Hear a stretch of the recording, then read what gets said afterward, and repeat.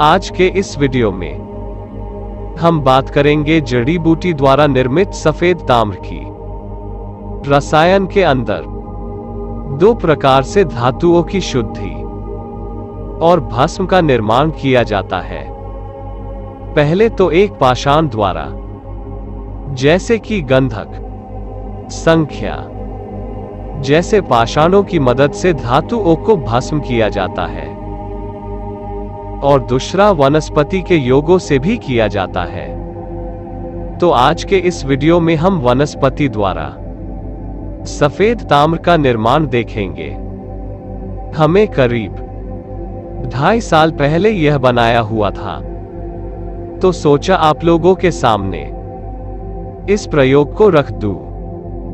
शायद आप लोगों को कुछ काम आ जाए। आज हम जिस जड़ी बूटी से ताम्र को सफेद करने वाले हैं, उसकी कुछ जानकारी प्राप्त कर लेते हैं। इस जड़ी बूटी को हम हिंदी में हुल के पौधे के नाम से पहचानते हैं। हिंदी हुल, बांग्ला हुरिया, मराठी हुर, गुजराती पीली तलवनी, सफेद तलवनी। हुल पौधे की पहचान। इस वनस्पति के पौधे बरसात के दिनों में बहुत पैदा होते हैं। यह पौधा 1.5 फुट से लेकर 2.5 फुट तक ऊंचा होता है।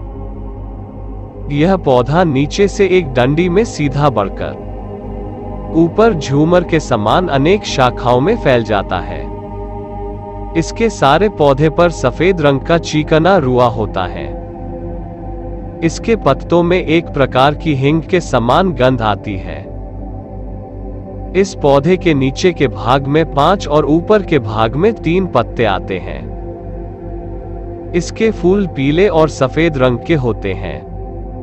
इसकी फलियां आधे से लेकर लगभग 4 इंच तक लंबी होती है। हुल के प्रकार। हुल के 2 प्रकार पाए जाते हैं, एक श्वेत पुष्प वाली और दूसरी पीत पुष्प वाली। दोनों के पौधे भारत के उष्ण प्रदेशों में पाए जाते हैं। वर्षा ऋतु में ये पौधे घास की तरह उगते हैं। गांवों के आसपास बगीचों में, खेतों में तथा सड़कों के किनारे इसके पौधे मिलते हैं।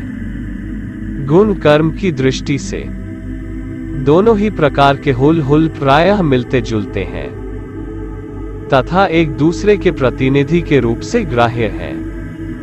हुल का रासायनिक विश्लेषण। श्वेत पुष्पा के बीजों में हल्के रंग का, सरसों की गंध के समान स्थिर तैल 22% होता है। इसमें विल्योगिन नामक एक तत्व भी होता है, जिसके कारण इसके औषधीय कर्म होते हैं।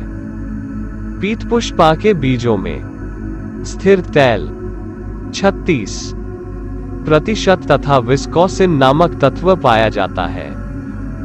इस पौधे का उपयोग कई बीमारी के लिए भी किया जाता है। यहाँ पर जो फोटो दिए हैं यह पीली हुल है। इसके सफेद फूल वाली को सफेद हुल कहते हैं। अब आते हैं इसके माध्यम से ताम्र को सफेद करने की विधि पे।